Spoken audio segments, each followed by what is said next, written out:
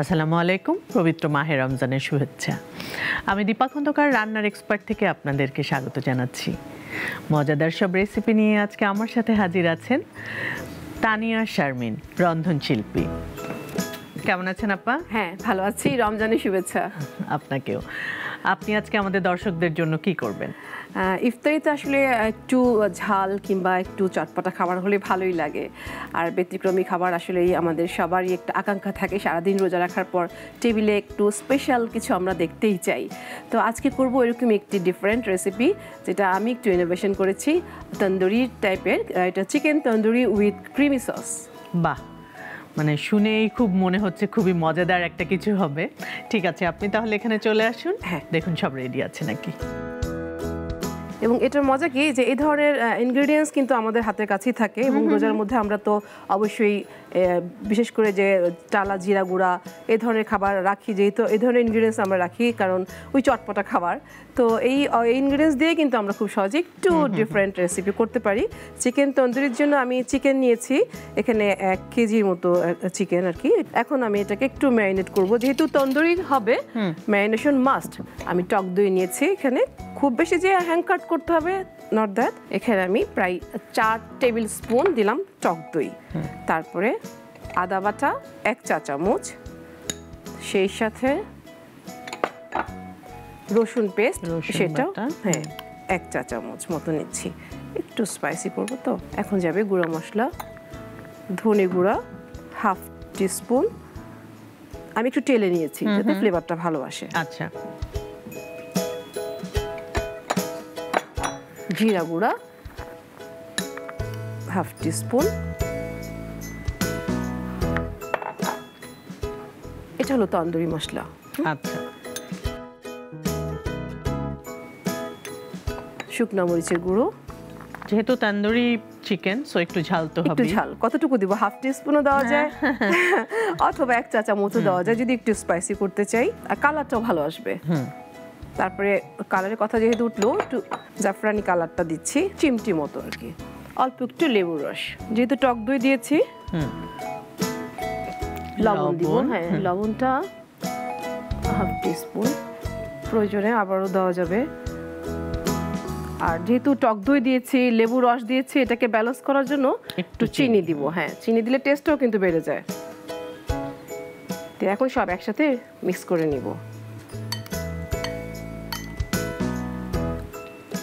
এখনই কিন্তু ফ্লেভারটা একটু অন্যরকম আসছে, সুন্দর একটা ফ্লেভার আসছে। এবং অবশ্যই এরকম চিড়ে চিড়ে দিতে হবে যাতে মশলাগুলো ভিতরে ভালো মতো ঢুকে যায়। সারাদিন রোজা রাখার পর খুব বেশি সময় আসলে আমাদের কাজও করতে ইচ্ছা করে না চুলার সামনে বসে। তো এটা জাস্ট আমরা ইফতারের আগ মুহূর্তে ভেজে এটা আমরা সার্ভ করে দিতে পারি।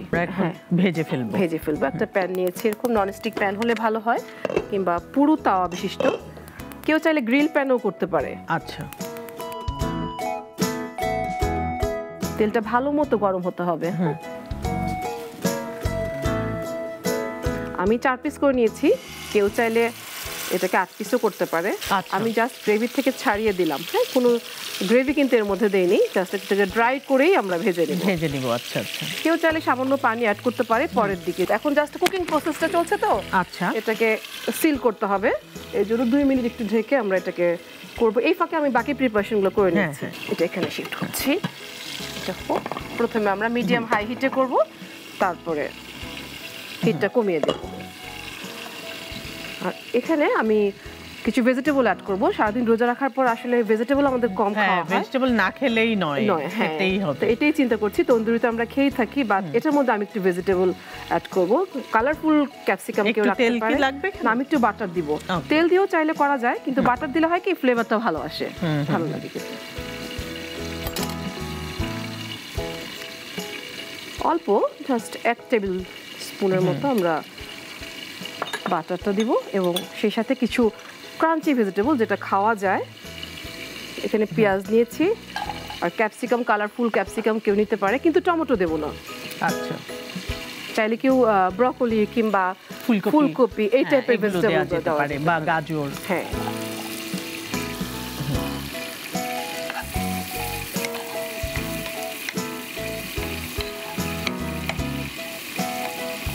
এটা কিন্তু আমরা কোনো সিজনিং করব না।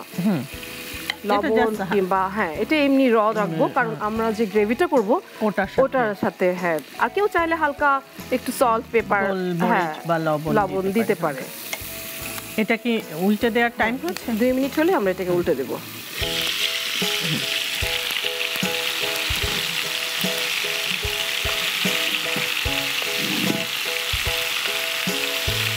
আবারও ঢেকে দিব। ওই পাশটা তাহলে হয়ে যাবে। এটা আমরা ওভারকুক করবো না, এটা হয়ে গেছে।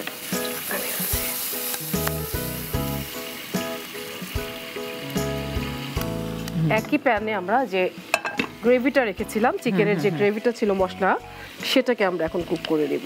ওকে, একটু বাটার দিব, ফ্লেভারটা ভালো আসবে। এটা পুড়ে যাবে। বাটার দিয়ে বেশি হিট দিলে দেখা যায় যে পুড়ে যায়, এজন্য এই যে রিমেনিং যে গ্রেভিগুলো ছিল সেটা এখন আমরা কুক করে নেব।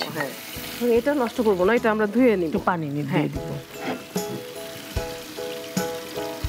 ব্যাস, এটার মধ্যে কিন্তু সব অ্যাড করা আছে, আর কিছু দিতে হবে না, জাস্ট আমরা এটাকে একটু ভুনে নিব যাতে কাঁচা গন্ধটা থাকে না, এবং সেই সাথে এটা একটা টেস্টি সস টাইপের হয়ে যায়, মজা হয়ে যাবে।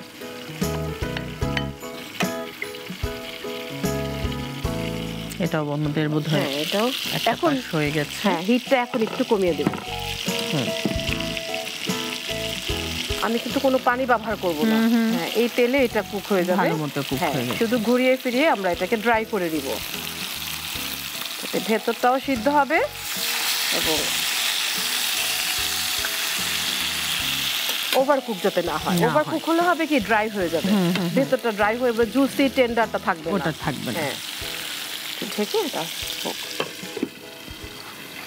ভেজিটেবলটা রেডি করতে করতে একটা বিজ্ঞাপন বিরতি নিয়ে আসছি। ঠিক আছে দর্শক, চলে যাচ্ছি ছোট্ট একটা বিজ্ঞাপন বিরতিতে, আমাদের সাথেই থাকুন।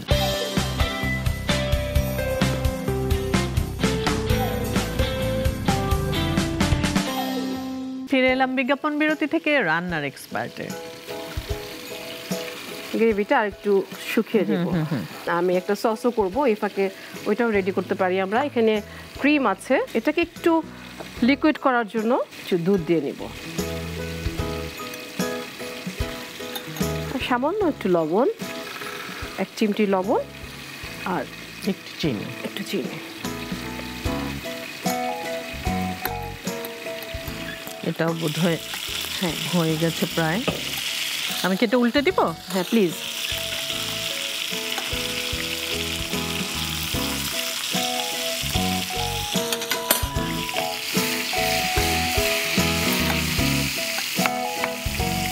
আমার ক্রিমটাও রেডি।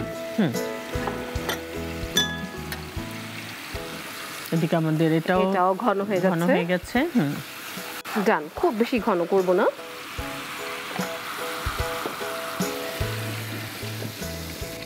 স্পাইসের সাথে বাটারটা অ্যাড হওয়াতে একটা অন্যরকম ফ্লেভার চলে এসেছে। এটা হতে হতে আমরা সিজলিং ট্রেটা গরম করতে দিব, কারণ সিজলিং ট্রে কমপক্ষে 10-15 মিনিট গরম হতে হবে। হাই হিটে এটাকে আমরা গরম করে নিচ্ছি।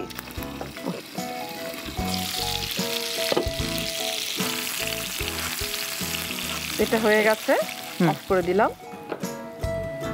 এখন প্রথমে ভেজিটেবলগুলো দিব, যে সতে ভেজিটেবল ছিল সেটা দিয়ে দিচ্ছি সাইড দিয়ে। সাইডে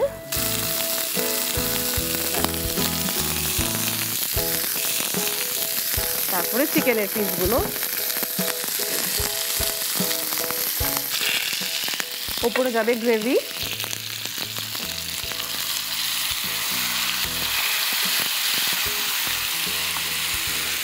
এবং ফাইনালি আমরা যে ক্রিমটা রেডি করে রেখেছিলাম সেই ক্রিমটা।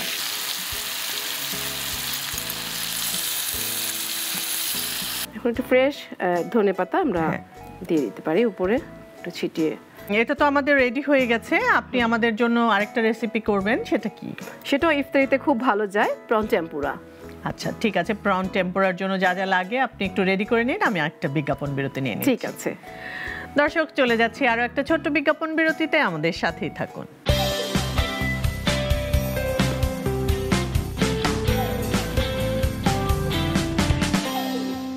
ফিরে এলাম বিজ্ঞাপন বিরতি থেকে রান্নার এক্সপার্টে। আপু, আপনি বলেছিলেন প্রন টেম্পুরা করবেন। আমরা শুরু করি। তেলটা আমরা অলরেডি গরম করতে দিয়ে দিয়েছি। হ্যাঁ, এখানে আমি প্রন নিয়েছি, এই সাইজের প্রন হলে ভালো হয়। এটাকে একটু ম্যারিনেট করে রাখতে হবে, যার জন্য আমি এখানে একটু লবণ দিব,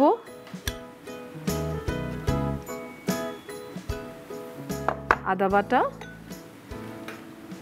আদা রসুন বাটা অল্প অল্প 1/4 চা চামচ মতো,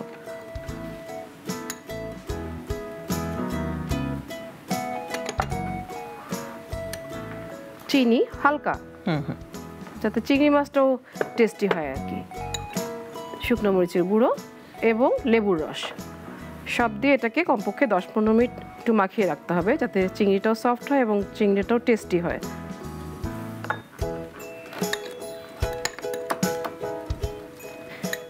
এবারে যে ব্যাটারটা হবে তার জন্য প্রথমে ডিম দিচ্ছি, একটা ডিম একটু ফেটে নিই,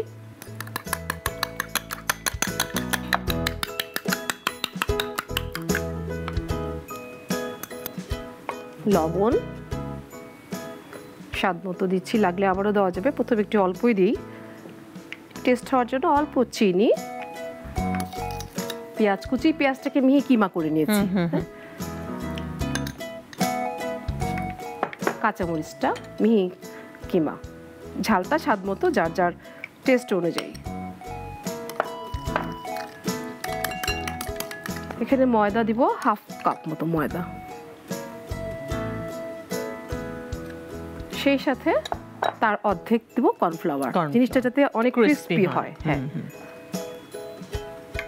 একটু পানি লাগবে অল্প না, অল্প। হ্যাঁ, খুব কনসিস্টেন্সি দেখাবো আমি, খুব বেশি ঘন না, বাস বাস, খুব বেশি ঘন হবে না আবার খুব বেশি পাতলাও হবে না। তেলটা ওইদিকে গরম হয়ে গেছে আমাদের। এটাও কিন্তু কুইক রেসিপি, খুব ঝটপটি করা যায়। চিংড়ি মাছ এইভাবে নিব, এই যে লেজটা বাইরের দিকে থাকবে, আচ্ছা এইভাবে থাকবে। হাতটা আমি ভালো মতো ধুয়ে নিয়েছি, যেহেতু হাতের কাজ করতে হবে অবশ্যই হাইজিন তো মেনটেন করতেই হবে। এইভাবে আমরা লেজটা বাইরে রেখে, চিংড়ি মাছের লেজটা এইভাবে রেখে পাতা সহ এইভাবে আমরা দিয়ে দিব।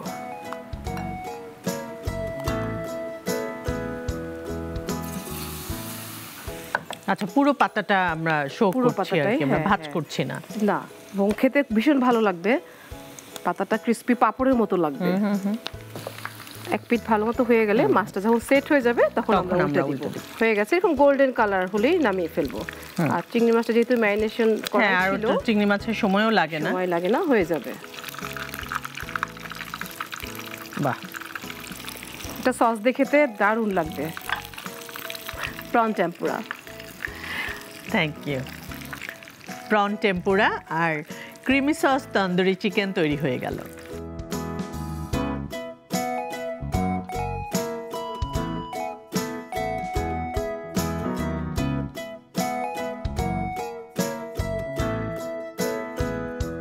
তানিয়াপা, অনেক অনেক ধন্যবাদ আপনাকে, এত মজাদার দুটো রেসিপি আমাদের দর্শকদেরকে দেখালেন। আপনাকে অনেক ধন্যবাদ, আর দর্শক যারা এতক্ষণ আপনারা দেখছিলেন আপনাদের সবাইকে জানাচ্ছি অনেক অনেক ধন্যবাদ। দর্শক, এই ছিল আমাদের আজকের আয়োজন। দেখা হবে আগামী পর্বে নতুন কোনো রেসিপি এবং নতুন কোনো অতিথিকে নিয়ে। সে পর্যন্ত সবাই ভালো থাকুন, সুস্থ থাকুন, সুন্দর থাকুন, আর অবশ্যই রমজানে নিজের খেয়াল রাখুন।